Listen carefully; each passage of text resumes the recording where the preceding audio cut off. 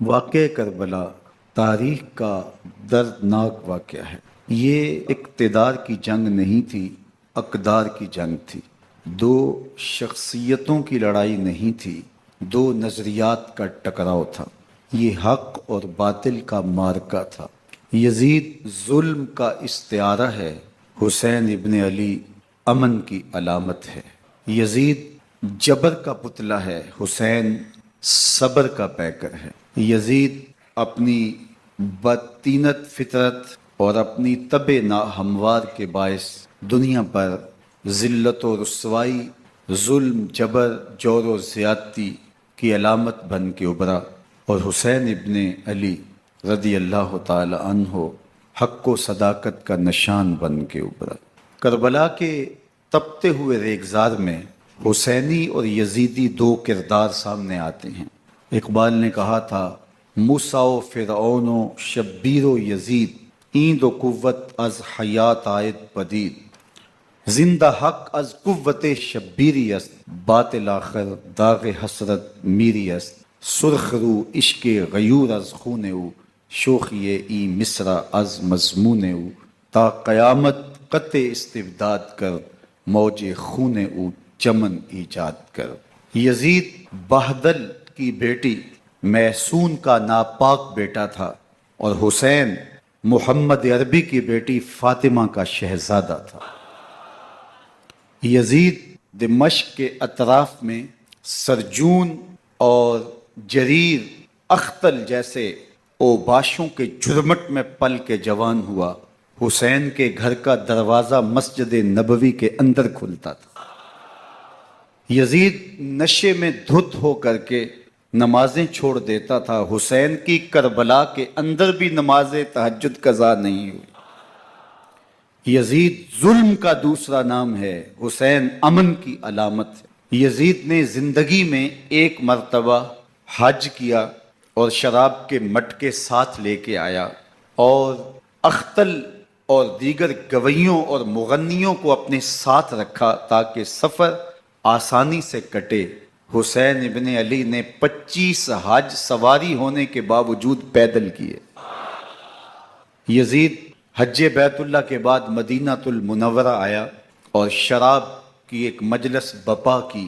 حضرت امام حسین رضی اللہ تعالی عنہ جب وہاں پہنچے تو شراب کی پھیلی ہوئی بدبو کو محسوس کرتے ہوئے فرمایا، یہ بو کیسی ہے؟ تو نشے میں دھت یزید بولا، یہ شام میں بنتی ہے، اور ایک جام منگوایا اور اس کو پیتے ہوئے دوسرا جام حضرت امام حسین رضی اللہ تعالی عنہ کی طرف بڑھاتے ہوئے کہا، ابا عبداللہ لیجئے۔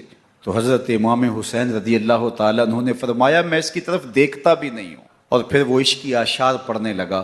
جب یزید کی شراب نوشی کا منظر امام حسین رضی اللہ تعالی عنہ اپنی آنکھوں سے دیکھ چکے تھے، تو مجھے بتاؤ یزید کے ہاتھ پہ امام حسین کا پاک ہاتھ کیسے آتا؟ حضرت امام حسین رضی اللہ تعالی عنہ جس ماحول میں پلے تھے، جس ماحول میں پرورش پائی تھی، جس ماحول میں رہے تھے، وہ پاکیزہ اور تقدس مآب ماحول تھا۔ اور یزید کبھی اطراف دمشق میں، کبھی غوطہ میں، کبھی الخضرہ محل میں، اور کبھی کہاں داد عیش دیتا رہا اور لہو و لعب کے اندر مصروف رہا، اور اس کی زندگی ان چیزوں سے عبارت تھی۔ وہ محرمات کو حلال قرار دیتا، شراب نوشی اس کی ہڈیوں میں رچی ہوئی تھی، اور شریعت بیضا کا مذاق اڑایا کرتا۔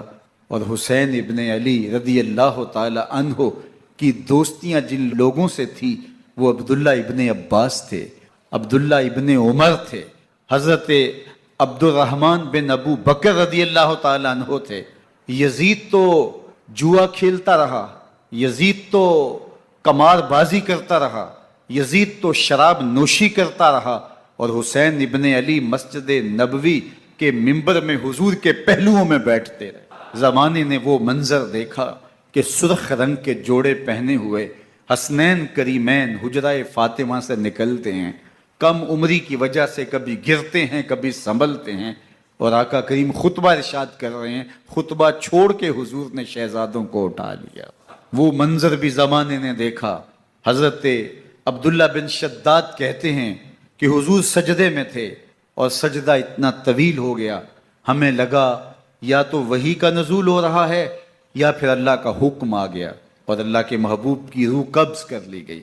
لیکن میں نے جب نظریں اٹھا کے ننکیوں سے دیکھا تو کیا منظر تھا کہ حسین ابن علی حضور کی پشت پہ بیٹھے ہوئے اور میرے آقا سجدے کو طول دے رہے۔ اللہ اکبر! حسین کے لیے پیغمبر کے سجدوں کو طول دیا جا رہا ہے۔ حسین ابن علی کبھی ممبر پہ حضور کی اطراف میں بیٹھتے ہیں، وہ منظر بھی دنیا نے دیکھا کہ حضور کے مبارک کندھوں پر حسین ابن علی بیٹھے ہیں اور حضور کی زلفوں کو پکڑا ہوا ہے۔ تو حضرت عمر رضی اللہ تعالیٰ عنہ دیکھ کے کہتے ہیں واہ واہ کیسی سواری میسر آئی حسین ابن علی کو۔ تو میرے آقا مسکرا کے کہتے ہیں عمر سواری دیکھتے ہو سوار بھی تو دیکھو۔ اللہ اکبر! حضرت اسامہ بن زید بن حارثہ رضی اللہ تعالیٰ عنہ فرماتے ہیں رات کا ایک پہر گزر گیا اور مجھے حضور سے کوئی کام تھا، میں آقا کریم کی خدمت میں حاضر ہوا، در دولت پہ دستک دی، حضور تشریف لائے تو چادر اوڑی تھی، بکل کی ہوئی تھی میرے حضور نے، تو میں نے اپنی حاجت کہی تو حضور نے میری حاجت پوری کر دی۔ لیکن ایک منظر میں نے دیکھا کہ حضور نے جو چادر کی بکل فرمائی تھی اس کے اطراف میں پہلوؤں میں ابھار تھے جس طرح اندر کوئی ہو۔ مجھ سے نہ رہا گیا، میں نے پوچھ لیا، میں نے کہا بندہ نواز چادر کے اندر کیا ہے؟ فکاشفہ، تو حضور نے چادر کو کھول دیا۔ فائز الحسن والحسین علی ورکہ، تو کہتے ہیں میں نے اپنی آنکھوں سے دیکھا ایک پہلو سے امام حسین لپٹے ہوئے تھے، ایک پہلو سے امام حسن لپٹے ہوئے تھے۔ فرمایا یہ میرے بیٹے ہیں، یہ میری بیٹی کے بیٹے ہیں، اے اللہ میں ان سے پیار کرتا ہوں، تو بھی ان سے پیار کر، جو ان سے پیار کرے اس سے بھی پیار کر۔ ان کی محبت کا درس دیا، ان کے پیار کا سبق پڑھایا، کہا ان سے پیار کرنے والا میرے سے پیار کرنے والا ہے، ان سے بغض رکھنے والا میرے سے بغض رکھنے والا ہے۔ ان کی تکلیف حضور کو بے چین کر دیتی تھی۔ حضرت سیدہ فاطمہ الزہرا رضی اللہ تعالی عنہا کے گھر کے قریب سے گزرے تو حضرت امام حسین کے رونے کی آواز آ رہی تھی، تو آقا کریم علیہ السلام نے فرمایا کہ فاطمہ حسین کو چپ کرواؤ، اللہ تعالیٰ انا بقاءہ یوزینی، تو جانتی نہیں حسین کا رونا مجھے دکھ دیتا ہے۔ حسین ابن علی کو حضور رونے نہیں دیتے تھے، ان کو دکھی نہیں ہونے دیتے تھے، کیونکہ رسول اللہ صلی اللہ علیہ وسلم جانتے تھے کہ یہ کتنے دکھ سہے گا، کتنی تکلیفوں سے گزرے گا اور کتنے مصائب سہے گا۔ زمانے نے وہ گھڑیاں بھی دیکھیں کہ حضرت حذیفہ بن یمان رضی اللہ تعالیٰ عنہ فرماتے ہیں کہ میں حضور کی خدمت میں نماز مغرب کی ادائیگی کے لیے حاضر ہوا، اور میں نے یہ اجازت خاص طور پہ اپنی ماں سے اس شرط پہ لی تھی کہ امی آپ مجھے اجازت دیں، میں حضور کی خدمت میں حاضر ہوتا ہوں، مغرب کی نماز بھی ادا کروں گا اور پھر حضور سے عرض کروں گا حضور میرے لیے اور میری ماں کے لیے بخشش کی دعا کر دیجئے۔ ماں نے اس شرط پہ اجازت دے دی اور میں حضور کی خدمت میں آ گیا، نماز مغرب ادا کی، سلام پھرا تو میرے دل میں آرزو تھی میں حضور سے عرض کروں حضور میرے لیے اور میری ماں کے لیے مغفرت کی بخشش کی دعا کر دیں، لیکن حضور عبادات میں ذکر میں نوافل میں ایسے مشغول ہوئے کہ میں آرزو رکھنے کے باوجود بھی عرض نہ کر سکا۔ خیر نماز عشاء کا وقت ہوا، اذان پکاری گئی، حضور مصلی پہ آئے، نماز پڑھی، سلام پھرا تو میرے دل میں پھر خیال آیا کہ ماں سے ایک نماز کی چھٹی لی تھی، نمازیں بھی دو ہو گئیں، ماں نے جاتے پوچھنا ہے حضور سے میرے لیے اور اپنے لیے مغفرت کی بخشش کی دعا کروائی تھی تو کیا جواب دوں گا، اور حضور اٹھے اور کاشانہ اقدس کی طرف چل دیے۔ اب میرے دل میں یہ خیال رہ کے آ رہا تھا کہ ماں کو کیا جواب دوں گا، میں تو حضور سے بخشش و مغفرت کی دعا کروا ہی نہیں سکا۔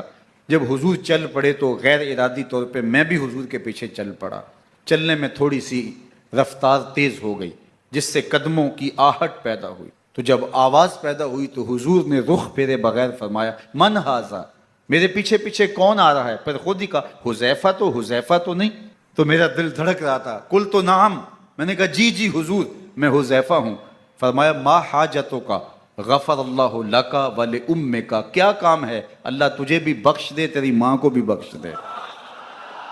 اب جو کام تھا وہ جنبش لب سے پہلے ہی ہو گیا، یہاں تو لفظوں کا سہارا بھی نہیں لینا پڑتا، وہ بند لبوں کی بولیاں بھی سنتے ہیں۔ اقبال بولا ہے فروغت صبح آثار و دہور، چشم تو بینندائے ما فی الصدور، تیری نظر تو سینوں کے چھپے راز بھی دیکھتی.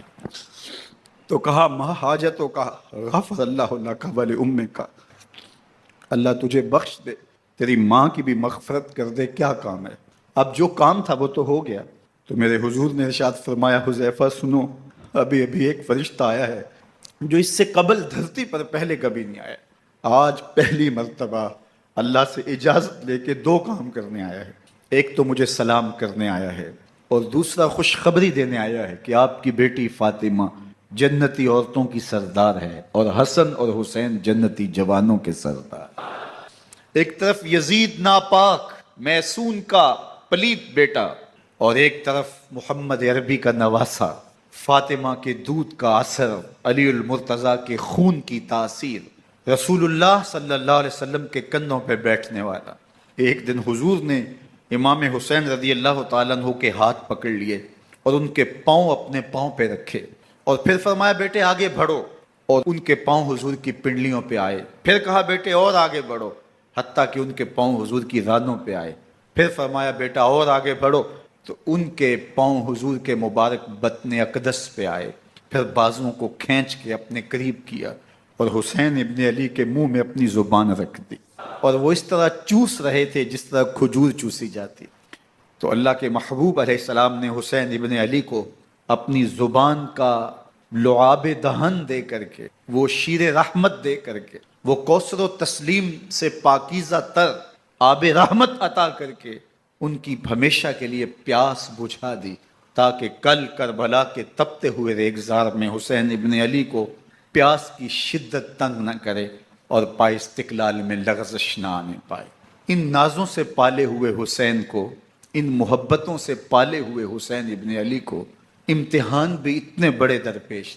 یاری تیری سونا پر ازمیشاں تیریاں اگ، سونا پرکھیا جامدہ ہے نال اگاں دے لگ. جتنا بڑا شخص ہوتا ہے اتنی آزمائشیں بھی بڑی ہوتی. پیغمبر رحمت کی آغوش میں کھیلنے والا، حجرہ فاطمہ کا جانشین، مصلی رسول کا وارث، منبر رسول صلی اللہ علیہ وآلہ وسلم پر حضور کے مبارک پہلو اور گود میں بیٹھنے والا حسین، حضور کی زبان چوسنے والا حسین، حضور کے کندھوں پہ سواری کرنے والا حسین، آقا کریم علیہ الصلوۃ والسلام کے مبارک سجدے کی حالت کے اندر حضور کی پشت پہ کھیلنے والا حسین، جس حسین کا دروازہ مسجد نبوی کے اندر کھلتا تھا اور یزید کی کرتوتوں کے چشم دید گواہ تھے. یزید جب تخت نشین ہوتا ہے تو اسے یہ فکر ہوتی ہے کہ امام حسین، عبداللہ بن زبیر، عبداللہ بن عمر، عبداللہ ابن عباس یہ میری بیعت کریں.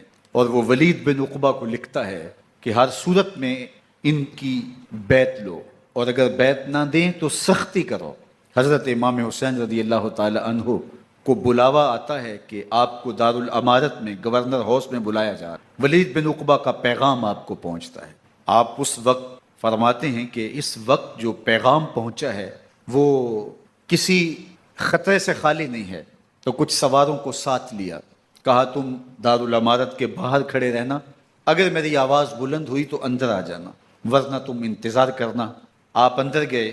ولید بن عقبہ نے مروان کو بھی بلایا تھا. مروان بن حکم یہ گورنر مدینہ ولید سے پہلے رہ چکا، تو اس نے مشورہ دیا کہ سختی کی جائے. خیر ولید بن عقبہ نے کہا کہ یہ خط ہے، حضرت امیر معاویہ کا انتقال ہو گیا اور یزید تخت نشین ہوا ہے، لہٰذا وہ آپ سے بیعت کا مطالبہ کرتا ہے. تو حضرت امام حسین رضی اللہ تعالیٰ عنہ نے فرمایا کہ میرے جیسا شخص یوں چھپ کے بیعت نہیں کر سکتا، اور آپ واپس پلٹے. مروان بن حکم نے ولید بن عقبہ کو کہا کہ یہ موقع ہے جانے نہ دیا جائے، اگر یہ نکل گئے تو دوبارہ تم قابو نہیں پا سکو گے اور انہیں یہیں قتل کر دیا جائے. حضرت امام حسین رضی اللہ تعالیٰ عنہ نے یہ بات سن لی. کہتے ہیں حضرت امام حسین انہی قدموں کے بل واپس پلٹے اور مروان بن حکم سے مخاطب ہو کے کہا مروان کیا بول رہا ہے؟ وہ خاموش ہو گیا. فرمایا تو جانتا نہیں ہم کون ہیں؟ آنا حسین ابن علی ابن ابی طالب، میں حسین ہوں، میں علی کا بیٹا ہوں. ہمارے گھر میں قرآن اترتا رہا ہے، وحی کا نزول ہوتا رہا ہے، اور یزید فاسق ہے، فاجر ہے، مسلمانوں کا قاتل ہے اور شرابی ہے. میں ڈنکے کی چوٹ پہ یزید کی بیعت سے انکار کرتا. بس حیدری کچھار سے محمدی شیر نکل آیا ہے. اب اوسان خطا ہو گئے، راستہ چھوڑ دیا، واپس آئے، سیدہ زینب سے ملے، کہا مدینے کو چھوڑنا پڑے گا۔ کہا بھیا کیا ہوا؟ کہا یزید بیعت لینے پہ مصر ہے اور میں کسی صورت بھی بیعت نہیں کروں گا۔ رسول اللہ کا مدینہ ہمارے خون سے لالہ زار بنے گا، میں نہیں چاہتا کہ حضور کے شہر نور کی حرمت پامال ہو۔ دوستو وہ کیسا منظر ہوگا جب حسین ابن علی نے آخری حاضری حضور کے روضے پہ دی ہو۔ حاجی یا معتمر 10 دن کے لیے، 8 دن کے لیے، 20 دن کے لیے مدینہ المنورہ عارضی سکونت اختیار کرتا ہے، اور حضور کے روضہ انور سے، اس شہر نور سے، ان گلیوں سے، ان بام و در سے ایسا مانوس ہو جاتا ہے کہ جب واپس پلٹ رہا ہوتا ہے ان دعاؤں کے ساتھ کہ دوبارہ آنا بھی نصیب ہو، اور اسے لگتا ہے کہ میں دوبارہ بھی بلایا جاؤں گا، لیکن اس کے باوجود شہر حبیب چھوڑنا قیامت سے کم نہیں ہوتا۔ اعظم چشتی مرحوم آخری بار جب حضور کے روضہ انور پہ گئے تو بیمار تھے، ویل چیئر پہ تھے۔ باب بقی سے باہر نکلے تو خادم سے کہا کہ میری ویل چیئر پیچھے سے کھینچو تاکہ میرا رخ روضہ انور کی طرف رہے، اور وہ پیچھے سے کھینچتا چلا جا رہا ہے، اور جب باب مکہ سے پیچھے جنت البقیع کے قریب سے گنبد خضرا نگاہوں سے اوجل ہونے لگا تو اعظم چشتی مرحوم نے کہا جان بدن سے نکلتی ہے اعظم، جان بدن سے نکلتی ہے اعظم، کوئی آسان ہے مدینے سے جدا ہونا، کوئی آسان ہے مدینے سے جدا ہونا۔ یہ اس شخص کی کہانی ہے جو 10 دن، 5 دن، مہینہ، 2 ماہ وہاں رہتا ہے اور پھر اس شہر کو چھوڑ کے آنا اس کے لیے آسان نہیں ہوتا۔ اور مجھے بتاؤ کہ حسین جو پیدا مدینے میں ہوا، جس کے گھر کا دروازہ مسجد نبوی کے اندر کھلتا تھا، جو مسجد نبوی کے اندر پرورش پا کے جوان ہوتا ہے اور مدینے کی گلیوں میں کھیلتا رہا، اس حسین ابن علی کے لیے مدینہ چھوڑنا، اور پھر وہ اس بات کا علم اور شعور رکھتے تھے کہ یہ آخری بار حضور کے در پہ حاضری ہے، دوبارہ اس شہر نور میں نہیں آ سکوں گا، تو کیا قیامت ہوگی اور کیا منظر ہوگا۔ محمد بن حنفیہ کے علاوہ خاندان نبوت کے جتنے لوگ تھے ان سب نے شہر مدینہ کو الوداع کہا، اور رات کے موقع میں مدینہ المنورہ کو، مسجد نبوی کو چھوڑ کر کے مکہ کی جانب عازم سفر ہوئے۔ 3 شعبان المعظم کو مکہ المکرمہ پہنچتے ہیں، ادھر کوفیوں کے خطوط آنے شروع ہو جاتے ہیں۔ حضرت امام حسین رضی اللہ تعالیٰ عنہ مسلم بن عقیل رضی اللہ تعالیٰ عنہ کو صورتحال معلوم کرنے کے لیے بھیج دیتے ہیں۔ 40,000 کوفی آپ کے ہاتھ پہ بیعت کر دیتے ہیں۔ ادھر 25 پیدل حج کرنے والے حضرت امام حسین 8 ذی الحج کو احرام باندھتے ہیں، لیکن آپ کو پتہ چلتا ہے کہ حاجیوں کے روپ میں قاتل چھپا دیے گئے، تو آپ اس احرام کو حج کی بجائے عمرے میں بدلتے ہیں اور کوفے کی جانب عازم سفر ہوتے ہیں۔ کائنات والو ذرا سینے پہ ہاتھ رکھ کے دیکھو کہ یہ کتنا مشکل مرحلہ تھا۔ اس دین کی آبرو کو بچانے کے لیے حضرت امام حسین رضی اللہ تعالیٰ عنہ نے کتنا بڑا قدم اٹھایا۔ آپ کے بہیخہ، دوست، احباب عبداللہ بن عمر یہ سارے روکتے ہیں، عبداللہ بن عباس کہتے ہیں حضرت نہ جائیے، الکوفی لا یوفی، کوفی کبھی وفا نہیں کرتے، آپ کے والد کو وہاں شہید کیا گیا، لیکن آپ ایک فرض کو نبھانے جا رہے ہیں۔ میرے غم گسارو، میرے مہربانو، نہ روکو مجھ کو جانے دو، مجھے نانے کے دی کی ڈوبتی کشتی بچانے دو، میں جاتا ہوں کہ دنیا پر وفا کا نام رہ جائے، میں رہوں نہ رہوں پر عظمت اسلام رہ جائے۔ میں نہیں جاتا تو نبی کے گھر کی آن جاتی ہے، میں نہیں جاتا تو نبی کے گھر کی آن جاتی ہے، تمہارا دین جاتا ہے، میری غیرت ایمان جاتی ہے۔ حضرت امام حسین یہاں سے چلتے ہیں، ابھی راستے میں ہی پہنچتے ہیں کہ یہ خبر آتی ہے کہ کوفے والوں نے بے وفائی کر دی، حضرت مسلم بن عقیل رضی اللہ تعالیٰ عنہ کو شہید کر دیا گیا، نعمان بن بشیر معزول کر دیے گئے، ابن مرجانہ ابن زیاد وہاں متعین کر دیا گیا جو سخت گیر شخص تھا، اور اس نے لوگوں کو ڈرایا، دھمکایا، اور کوفے کے لوگوں کے دل بدل گئے اور وہ بیتیں توڑنے لگے۔ وہ منظر مسجد کوفہ کا کتنا دل گداز تھا، جب امام نماز کے لیے کھڑے ہوئے تو 40,000 لوگ آپ کے پیچھے تھا۔ جب سلام پھیرا اور امام نے دیکھا کہ پیچھے لوگ نہیں ہیں، پھر لوگوں نے اپنے دروازے بھی بند کر لی۔ رات کی تنہائیاں ہیں اور حضرت مسلم بن عقیل کو کوئی پناہ دینے والا نہیں۔ لوگوں نے دروازے بند کر لیے کہ کہیں ہمارے گھر میں نہ آ جائیں اور ہم مشقت اور حکومتی تشدد کا شکار نہ ہوں۔ کتنا دردناک لمحہ ہے حضرت مسلم بن عقیل رضی اللہ تعالیٰ عنہ پہ، اور پھر حضرت مسلم بن عقیل بے دردی سے شہید کر دیے جاتے ہیں۔ آپ ابھی راستے میں ہیں، یہ ساری کہانی پہنچتی ہے کہ حضرت مسلم شہید کر دیے گئے اور بے دردی سے شہید کر دیے گئے۔ وہ جنہوں نے خط لکھے تھے کہ ہم آپ کے ساتھ ہیں اور ہم منتظر ہیں، چشم برا ہیں، آپ کے قدموں کی چاپ سننے کے لیے بےتاب ہیں، آج انہوں نے بیعتیں توڑ دی۔ 40,000 کوفی منحرف ہو گئے۔ مسجد کوفہ کا وہ منظر کس قدر روح کو تڑپا دینے والا تھا۔ ہم پچھلے سال عصر اور مغرب کے درمیان جب کوفہ پہنچے تو سورج ڈوبنے کے قریب تھا۔ میں نے اپنی زندگی میں اتنا اداس موسم کہیں نہیں دیکھا جتنا اداس موسم کوفے میں دیکھا۔ ایسے لگتا تھا جس طرح کوفے کی آب و ہوا آج بھی شرمندہ ہے۔ جو مسلم بن عقیل اور خاندان نبوت کے ساتھ اہل کوفہ نے کیا، حضرت امام حسین رضی اللہ تعالیٰ عنہ کو ان کے بہی خواہوں نے، اعزاء نے، اقربا نے، دوستوں نے، آوان و انصار نے، ساتھیوں نے کہا کہ حضرت حالات یکسر تبدیل ہو گئے، اب ہمیں مراجعت کر جانی چاہیے، واپس پلٹ جانا چاہیے۔ تو حضرت امام حسین کافی سوچ بچار میں رہے۔ پھر اس کے بعد آپ نے فیصلہ کیا کہ ہم آگے بڑھیں گے۔ دوستوں نے کہا کہ حضرت اگر آپ آگے بڑھیں گے تو ہمیں لگتا ہے کہ وہ آپ کے ساتھ سلوک اچھا نہیں کریں گے اور آپ بچوں کے سامنے پیاسے شہید کر دیے جائیں گے۔ تو حضرت امام حسین رضی اللہ تعالیٰ عنہ نے وہاں ایک خطبہ ارشاد فرمایا کہ لوگو، تم جو مجھے بتا رہے ہو مجھے اچھی طرح معلوم ہے، جو تم مجھے منظر پیش کر رہے ہو وہ میری نگاہوں میں ہے، اور جو کچھ ہونے والا ہے چشم تصور وہ منظر دیکھ رہی۔ چونکہ حضرت امام حسین رضی اللہ تعالیٰ عنہ کی شہادت کی خبر حضرت امام حسین کے پیدا ہوتے ہی خاندان نبوت میں عام تھی۔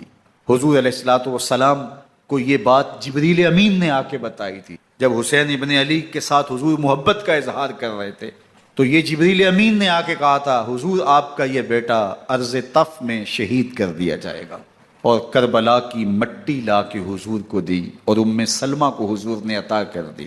حضرت ام سلمہ کہتی ہیں کہ ایک دن میں سوئی تو خواب دیکھا کہ حضور کے مبارک بال بکھرے ہوئے ہیں اور سخت پریشان ہیں، تو میں نے کہا کہ حضور آپ کی یہ کیا حالت ہے؟ وَبِيَدِهِ قَارُورَةٌ، اور حضور کے ہاتھ میں ایک شیشی ہے، فیہا دمن، جس کے اندر خون ہے۔ تو میں نے کہا حضور یہ کیا؟ فرمایا میں قتل گاہ حسین سے آ رہا ہوں اور یہ حسین ابن علی کا خون ہے۔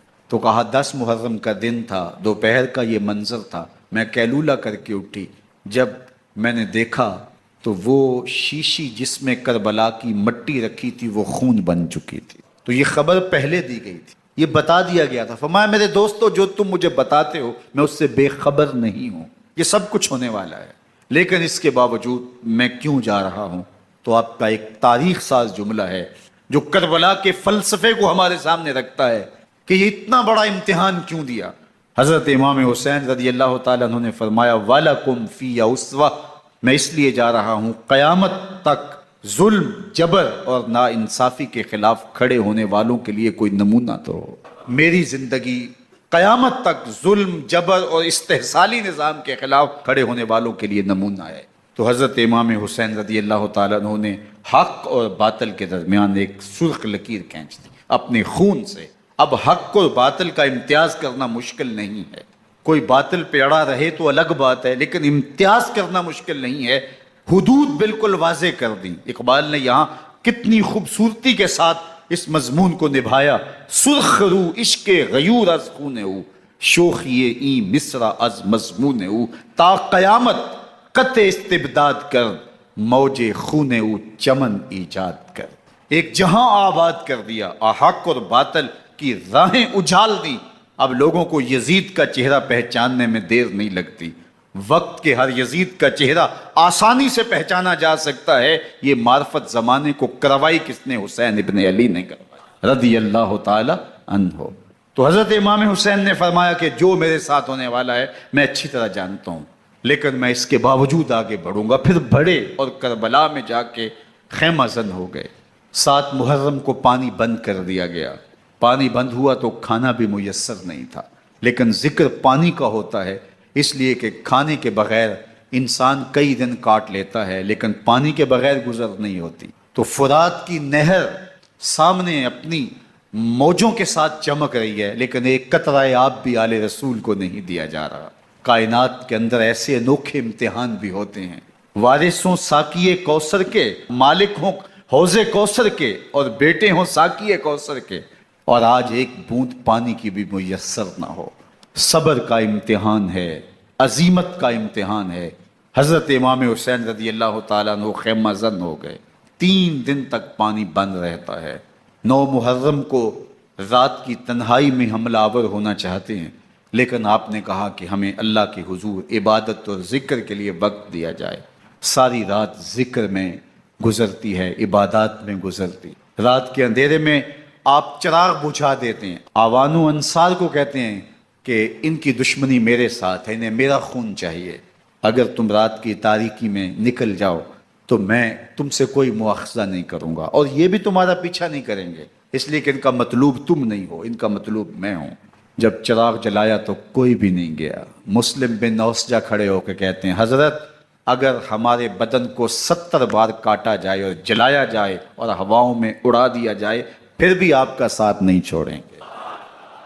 70 سال کے بوڑھے ہیں حبیب بن مظاہر، کہتے ہیں حضرت آپ کو چھوڑ کے جائیں کہاں، آپ کو چھوڑ کے جائیں کہاں؟ کوئی ساتھ چھوڑنے کے لیے تیار نہیں ہے۔ پیاس ہے، سخت گرمی ہے، کربلا کا ماحول ہے، 72 افراد اور خاندان کی خواتین میدان کربلا میں خیمہ زن ہیں۔ دوسری طرف لشکر اعداء اشقیا 22,000 کی تعداد میں مقابلے میں، ایک روایت 30,000 کی۔ ان صرف 72 پیاسے لوگوں کے لیے اتنے لوگوں کو جمع کرنے کا مقصد خوف زدہ کرنا تھا۔ شرط ایک یا یزید کی بیعت کر لیں، محاصرے توڑ دیں گے، پانی دستیاب ہوگا، اعزاز و اکرام سے نوازا جائے گا، خزانوں کے منہ کھول دیے جائیں گے۔ لیکن حسین ابن علی کہتے تھے سب کچھ لٹ جائے گا، باطل کے ہاتھ پہ ہاتھ نہیں رکھوں۔ اللہ اکبر۔ اب صبح طلوع ہوتی ہے، عاشور کا دن چڑھتا ہے، سورج اپنی پوری تمازت کے ساتھ گرمی برسا رہا ہے۔ آج خاندان نبوت کا امتحان زمانے نے دیکھنا ہے۔ رسول اللہ کا لعاب چوسنے والا اس کے صبر کا آج امتحان ہے۔ حضور کے کندھوں پہ کھیلنے والے حسین کا آج امتحان ہے۔ اللہ اکبر۔ حسین ابن علی تمام حجت کرتے ہیں، میں نے تمہارا کچھ نہیں بگاڑا، میں نے کسی کا خون نہیں کیا، میں نے کوئی زیادتی نہیں کی، تم کیوں میرے قتل کے در پہ ہو؟ تم جانتے نہیں میں کون ہوں؟ میں تمہارے نبی کا نواسا ہوں، رسول اللہ صلی اللہ علیہ وآلہ وسلم کے کندھوں پہ کھیلتا رہا ہوں، حضور کا لعاب چوستا رہا ہوں، اور میں بوسہ گاہے رسول صلی اللہ علیہ وآلہ وسلم ہوں۔ لیکن ان اشقیاء کے دل پر کوئی چیز اثر انداز نہیں ہوتی۔ ایک ہور ہے، اللہ اس کے دل میں نرمی ڈالتا ہے۔ پہلے تو امام حسین کو گھیر کے لے کر کے آتا ہے، لیکن بعد میں وہ قافلہ یزید سے قافلہ حسین کی طرف آ جاتا ہے۔ امام حسین فرماتے تو دنیا میں بھی ہور ہے، آخرت میں بھی ہور ہے، آزادی مل جاتی ہے۔ باقی 22,000 کا لشکر جرار امام حسین کے قتل کے در پہ ہے۔ پھر تاریخ نے خاندان نبوت کا وہ انوکھا امتحان دیکھا۔ حضرت امام حسین کے بچے بالخصوص خواتین پیاس کی شدت میں حلق خشک ہیں۔ حضرت سکینہ تڑپ کے اپنے باپ سے کہتی ہیں کہ مجھے 6 ماہ کے علی اصغر کی پیاس نہیں دیکھی جا رہی۔ بچے کو ہاتھوں پہ اٹھاتے ہیں اور نہر فرات کے کنارے پہنچ کے فرماتے ہیں اشقیاء سے مخاطب ہو کے تمہارا معاملہ میرے ساتھ ہے، اس 6 ماہ کے بچے نے تمہارا کچھ نہیں بگاڑا، اور چلو بھر کے اس کا حلق سیراب کرنا چاہتے ہیں۔ ایک 2 شاخہ تیر آتا ہے جو حضرت علی اصغر کے گلے کو چیر دیتا ہے۔ راوی لکھتے ہیں کہ وہ عام تیر نہیں تھا، جانوروں کو شکار کرنے کے لیے جو بڑے تیر ہوتے ہیں وہ 2 شاخہ تیر، وہ گردن کو کاٹ دیتا ہے، خون بہنے لگتا ہے، گردن لٹک جاتی ہے۔ حضرت امام حسین وہ بہتا ہوا خون اپنے چلو میں لیتے ہیں اور آسمان کی طرف اچھال کے کہتے ہیں مالک حسین کی یہ قربانی بھی قبول۔ یہ تماشا لبے بام نہیں ہے۔ بچہ بیمار ہو، ڈاکٹر جواب دے دیں، ماں باپ کے ہاتھ پھول جاتے ہیں، زندگی کی سانسیں ابھی چل رہی ہوتی ہیں، لیکن ڈاکٹر کہے کہ یہ میرے بس کا روگ نہیں ہے، کہیں اور لے جاؤ، تو زندگی کا لف و نشر غیر مرتب ہو جاتا ہے۔ میں سلام پیش نہ کروں حسین ابن علی کو، 6 ماہ کا علی اصغر ہاتھوں میں دم توڑتا ہے، گردن لٹک جاتی ہے، خون بہہ رہا ہے، اب خیموں کی طرف بڑھ رہے ہیں، لیکن زبان پہ شکایت نہیں ہے، کہتے ہیں مالک حسین کی یہ قربانی قبول کر لے۔ اب خیموں کی طرف آنا، شہر بانو، ام رباب، سیدہ زینب، حضرت سکینہ سلام اللہ علیہا کا سامنا کوئی آسان کام نہیں تھا، لیکن حسین ابن علی آتے ہیں، شہزادے کو یہاں خیموں کے قریب رکھ کے کہتے ہیں کہ یہ حوض کوثر سے سیراب ہو گیا ہے۔ اللہ اکبر، کوہرام مچ جاتا ہے خیموں کے اندر، کیا منظر ہوگا، اور ان کو کن الفاظ کے پیرائے میں ڈھال کر کے ان کیفیات کو بیان کیا جا سکتا ہے جو اہل بیت کے خیموں کے اندر علی اصغر کی شہادت کے بعد کا منظر رقم ہو رہا ہوگا۔ اللہ اکبر، ادھر اشکیا آوازیں دے رہے ہیں، مبارزت کے لیے پکار رہے ہیں۔ زمانے نے پھر وہ منظر بھی دیکھا کہ جوان بیٹے کو 18 سال کی کمائی حضرت امام حسین میدان عمل میں بھیج رہے ہیں، وہ علی اکبر جو حسین کا نور نظر ہے، آنکھوں کا قرار ہے، دل کی تسکین ہے۔ اور پھر حضرت علی اکبر جب گھوڑے کی زین سے فرش زمین پہ گرتے ہیں تو باپ کو آواز دیتے ہیں، اور حضرت امام حسین جو ہے وہ آگے جا کے بیٹے کی لاش اٹھاتے ہیں۔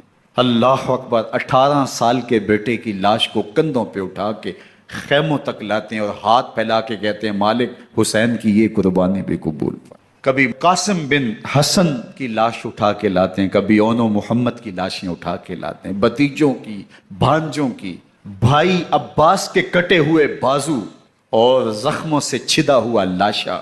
کیا کیا قیامتیں تھیں جو اس کربلا کے ایک میدان کے اندر نہیں توڑی گئیں۔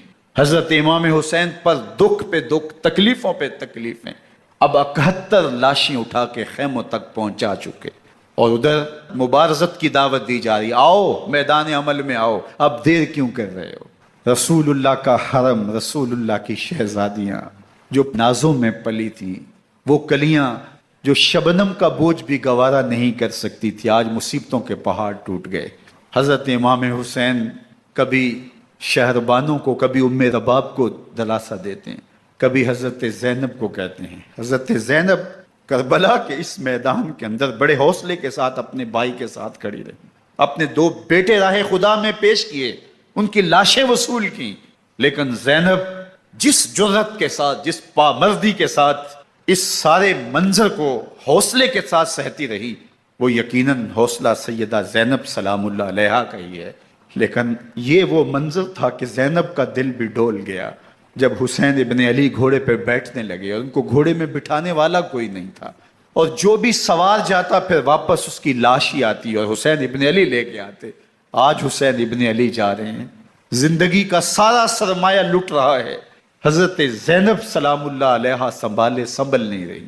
حضرت امام رضی اللہ تعالیٰ عنہ اٹھے اور آپ نے حضرت زینب کو صبر کی تلقین کی اور کہا کہ صبر ہی بہترین ذریعہ ہے اور اللہ کی قربت کا ایک بہترین سبب ہے، اور ان کو صبر کی تلقین کرتے ہوئے فرمایا کہ میرے بعد تم نے اس ذمہ داری کو سنبھالنا ہے اور ان مخدرات اسلام کی، ان شہزادیوں کے پردے کی تم نے حفاظت کرنی ہے۔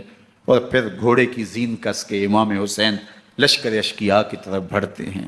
اب خیموں سے سسکیوں کی آواز آ رہی ہے، ان کا سردار، ان کا تاجدار آج سب کو چھوڑ کے کربلا کے میدان کی طرف بڑھ رہا ہے۔ جرم کیا کیا، قصور کیا کیا، اس نے کیا زیادتی کی کہ آج نیزوں اور انیوں کے مقابلے میں 22,000 کا لشکر حضرت امام حسین پہ ٹوٹ پڑتا ہے۔ آپ پھر اتمام حجت کرتے ہیں، میں نے کسی کو قتل نہیں کیا، خون ناحق نہیں بہایا، میرے خون کے درپے کیوں ہو، اپنی آخرت کیوں برباد کرتے ہو، تم جانتے نہیں میں کون ہوں، میں تمہارے نبی کا نواسا ہوں۔ لیکن ابن زیاد کہتا ہے مقابلے میں آؤ۔ پھر حضرت امام حسین رضی اللہ تعالیٰ عنہ مقابلے میں آتے ہیں، اور جب گھوڑے کو ایڑ لگا کے دشمن اشقیاء پہ ٹوٹتے ہیں تو پھر ایسا منظر ہوتا ہے کہ وہ بھیڑ بکریوں کی طرح آگے بھاگتے ہیں۔ 71 زخم کلیجے پہ لیے شجاعت کا یہ پیکر جب میدان میں آتا ہے، آواز آتی، یہ کون ذی وقار ہے، بلا کا شاہ سوار ہے، لباس ہے پھٹا ہوا غبار سے اٹا ہوا، تمام جسم نازنی چھدا ہوا کٹا ہوا، یہ نبی کا نور عین ہے، یہ بال یقین ہو سکتا ہے۔ یہ حسین ابن علی ہے رضی اللہ تعالیٰ عنہ۔ پھر چاند بادلوں میں گھر جاتا ہے، شامی غنڈے تیر برساتے ہیں، تلواروں سے آپ کے بدن پر ضربیں لگاتے ہیں اور نیزوں سے آپ کے بدن کو پرو دیتے ہیں۔ جب آپ کا پیراہن بعد میں اتارا گیا تو آپ کے پیراہن میں 122 سوراخ تیروں کے تھے، 33 زخم تلواروں کے اور 34 گھاؤ نیزوں کے تھے۔ جب گھوڑے کی زین سے فرش زمین پر آئے، بدن چھلنی تھا، زخم زخم سے خون بہ رہا تھا۔ 3 دن کا پیاسا حسین، اللہ اکبر، بدن زخموں سے چور، 71 لاشیں کلیجے پہ لیے، مخدرات اسلام کے پردے کا خیال دل میں الگ ہے، لیکن گھوڑے کی زین سے جب فرش زمین پہ امام حسین آتے ہیں، زبان پہ ہائے نہیں، نالا و شیون نہیں، چیخ و پکار نہیں، آتے ہی پیشانی سجدے میں رکھتے ہیں اور پکارتے ہیں اللہم ردن بقضائک وصبرن علی بلائک تسلیما لامرک سبحان ربی العالی۔ مالک گھر لٹا کے، بچے لٹا کے، خاندان سب کچھ قربان کر کے، اپنے بدن کو زخموں سے چھلنی کروا کے، تیروں اور نیزوں کی انیوں سے اپنے آپ کو زخمی کروا کے، تیرے حضور سر جھکا کے یہ اقرار کرتا ہوں کہ حسین تیری تقدیر پہ راضی ہے۔ مالک تو بھی بتا، تو بھی حسین پہ راضی ہوا ہے کہ نہیں؟ آواز آ رہی ہے، اس پیاسے پر علی شیر خدا کو ناز ہے، اس نواسے پر محمد مصطفیٰ کو ناز ہے۔ اوروں نے بھی سجدے کیے پر اس کا عجب انداز ہے، اس نے وہ سجدہ کیا جس پر خدا کو ناز ہے۔ حسین ابن علی رضی اللہ تعالیٰ عنہ کا سر انور دستے قاتل نے تب کاٹا جب وہ سجدے میں جھکا ہوا تھا۔ یزید نے کہا میں بیعت لوں گا، امام حسین نے کہا کبھی بھی نہیں دوں گا، یہ سر کٹ سکتا ہے، جھک نہیں سکتا۔ سر کاٹ کے نیزے کی نوک پہ چڑھا دیا گیا، اور یہ اس بات کا اعلان تھا کہ ہم جیت گئے اور حسینی ہار گئے، اور لشکر یزید میں غوغا مچ گیا، نقارے بجنے لگے کہ ہم جیت گئے، دیکھو امام حسین شہید کر دیے گئے، اور سر کاٹ کے نیزے کی نوک پہ چڑھایا گیا۔ لیکن لشکر یزید سے ہی آواز آئی، یہ کیسا سر ہے جو کٹ کے بھی سر بلندی ہے، کٹ گیا ہے پھر بھی اونچا ہے۔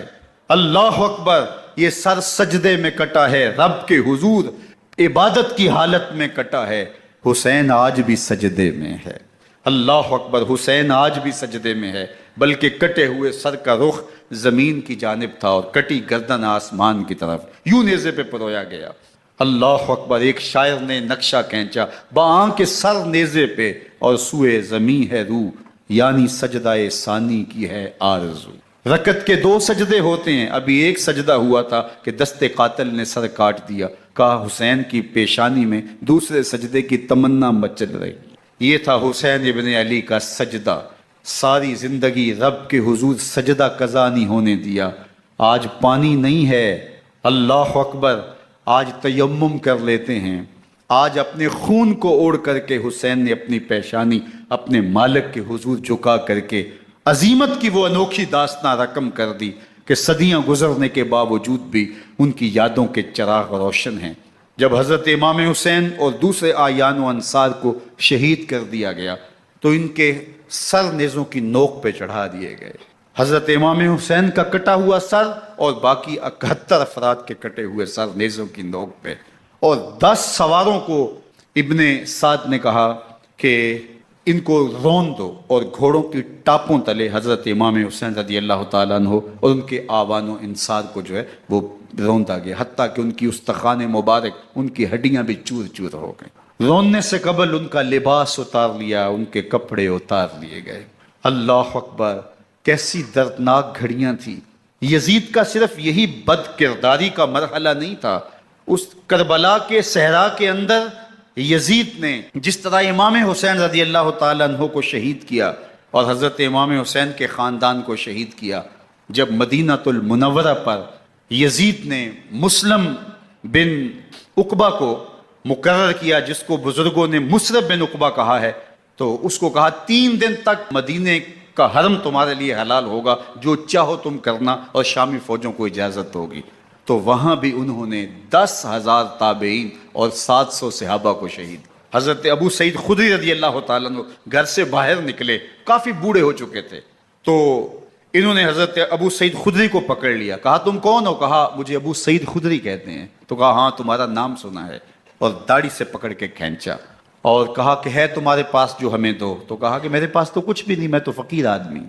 تو ان کے گھر ان کو لے گئے، تو 2 کبوتر رکھے تھے حضرت ابو سعید خدری نے، تو وہ کبوتر لوٹ کے لے گئے۔ اللہ اکبر۔ حضرت ابن سنان رضی اللہ تعالیٰ عنہ کو، جو حضور کے علم بردار تھے فتح مکہ کے دن، ان کو ستو پہلے پلائے اور پھر ان کی گردن کاٹی گئی اور کہا یہ ہے وہ ستو جو تم زندگی میں آخری بار پیو گے۔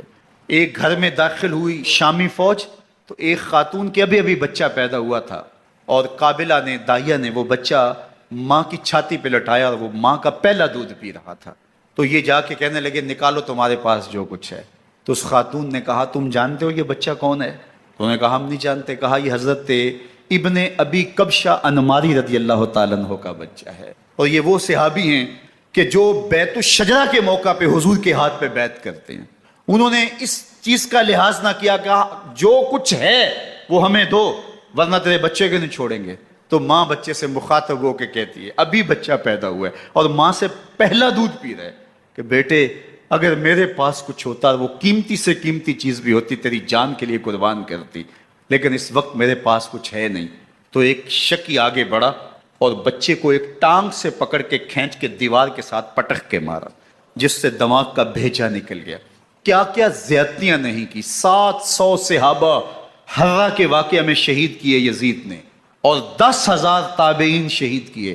مسجد نبوی میں ممبر رسول کے ساتھ گھوڑے باندھے، اور وہ ممبر رسول اور مصلی رسول کے قریب لید کرتے رہے۔ حضرت سعید بن المسیب فرماتے ہیں میں نابینا تھا اور حضور کے روضہ انور کے پاس بیٹھا تھا، اور یزید کے سپاہی آتے، جو بھی مسجد میں نظر آتا پکڑ کے لے جاتے، مجھے نابینا سمجھ کے چھوڑ دیتے، لیکن میں پریشان تھا کہ ظہر کا وقت ہوگا، عصر کا وقت ہوگا، مغرب عشاء کا وقت ہوگا، نہ اذان نہ اقامت نہ جماعت، تو کیسے مجھے پتہ چلے گا کہ نماز کا وقت ہو گیا، اور کیسی میری نمازوں کا کیا بنے گا؟ میں اس فکر میں بیٹھا تھا۔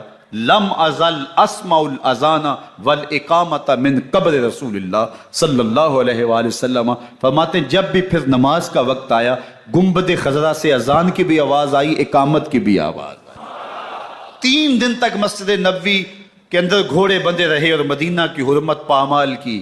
مدینہ کے گھروں کے اندر یہ بدکماش داخل ہوئے، اور جو بدکاریاں انہوں نے کی کلیجہ منہ کو آتا ہے۔ 1002 شیزائیں ان بدکاروں کی بدکاریوں کی وجہ سے کنواری حالت کے اندر حاملہ ہوئی۔ 3 دن تک مدینے کا حرم انہوں نے پامال کیا، اور پھر مکہ المکرمہ میں کعبہ اللہ پر گولے برسائے، اور کعبہ کا غلاف جل گیا۔ وہ تو یزید مر گیا، اور حضرت عبداللہ ابن زبیر رضی اللہ تعالیٰ عنہ نے اپنی خلافت کا اعلان کیا۔ یزید کے یہ کرتوت تھے، ادھر اہل مدینہ کو ستایا، ادھر اہل مکہ کو ستایا، اور رسول اللہ صلی اللہ علیہ وسلم کے خانوادے کی بے حرمتی اور توہین کی۔ نہ صرف انہیں قتل کیا گیا، ان کی لاشوں پہ گھوڑے دوڑائے۔ ابن سعد اور شمر جو ہے وہ خیموں میں داخل ہوا اور مخدرات اسلام کی چادریں چھیننے کی کوشش کی۔ حضرت زینب سلام اللہ علیہ نے مخاطب ہو کے کہا ہمارے چہرے کے رکھوالے چلے گئے ہیں، ظالم تو خیال نہیں کرتا ہم رسول اللہ کی بیٹیاں ہیں۔ حضرت شہربانو، حضرت زین العابدین اور حضرت زینب سلام اللہ علیہ، ان تینوں کو ایک اونٹ پہ باندھا گیا، اور باقی اونٹوں پہ باقی سادات کو، حضور کی شہزادیوں کو باندھا گیا، رسیوں میں جکڑا گیا، اور اونٹوں پہ باندھ کر کے کوفے کی جانب آگے آگے شہیدوں کے سر چل رہے ہیں، اور پیچھے یہ قافلہ چل رہا ہے۔ اور جب یہ قافلہ وہاں سے گزرا جہاں لاشیں پڑی تھی، امام زین العابدین 14 سال کے تھے اور بیمار تھے، اور ان کا حوصلہ نہ ہوا، وہاں غشی ان کے اوپر آنے لگی، اور وہ منظر ابن کثیر نے، باقی لوگوں سب نے لکھا ہے کہ پھر جب ان کی یہ حالت ہوئی تو پھر سیدہ زینب سلام اللہ علیہ، جنہوں نے ابھی تک بڑے حوصلے کے ساتھ ساری مشکلات کا مقابلہ کیا تھا، اب ان کے بندن ٹوٹ گئے اور آنکھوں سے آنسو بہنے لگے، اور سیدہ زینب تھے امام حسین رضی اللہ تعالیٰ عنہ کی لاش پہ کھڑے ہو کے، اور وہ روندی ہوئی لاش، ٹوٹی ہوئی ہڈیاں، اور وہ برینا بدن، کٹا ہوا سر نیزے کی نوک پہ، اور لاش یہ پڑی ہے۔ تو حضرت سیدہ زینب نے مدینے کی طرف منہ کر کے جو ہے وہ حضور سے فریاد کی، یا محمد آہو، یا محمد آہو، हाज़ा हुसैन बिलआरा मुज़म्मल बिद्दमा या मुहम्मद आहो बनातों का सबाया। रसूलुल्लाह, ए प्यारे आका, या जद्दा हो, ए हमारे नाना मोहतरम, ये देखिए आपका हुसैन पड़ा हुआ है, बदन से कपड़े उतार लिए गए, खाक हवाएं उड़ा रही हैं और उसके ऊपर चादर जो है वो मिट्टी की पड़ गई है। हुजूर आपकी औलाद काट दी गई और फिर कहा बनातों का सबाया। हुजूर देखिए आपकी बेटियों के हाथ बांध दिए गए हैं, ऊंटों पे कस दिया गया है, सरे शहीदा आगे आगे चल रहे हैं और हजरत सैयदना इमाम हुसैन का आगे आगे सर है। रास्ते के अंदर एक जगह आई, रात गुजरी और इनको उतारा गया। रात का मौका था, एक खातून आई और उसने कोई खाना पेश किया इनको और कहा कि मैं किसी ज़माने में हज़रत सैयदा फ़ातिमा तो ज़हरा की नौकरी किया करती थी, उनकी लौंडी थी, उनकी कनीज़ थी, और आज मुझे पता चला कि आप लोग गुजर रहे हैं, तो मैंने कहा कि मैं अपनी मखदूमा के ख़ानदान की खिदमत करूं। और फिर उसने कहा कि उस वक्त सैयदा की गोद में एक 6-7 माह की बच्ची थी जिसको ज़ैनब कहा करते थे। तो सैयदा ज़ैनब ने कहा कि अम्मा अगर पहचानती हो तो वो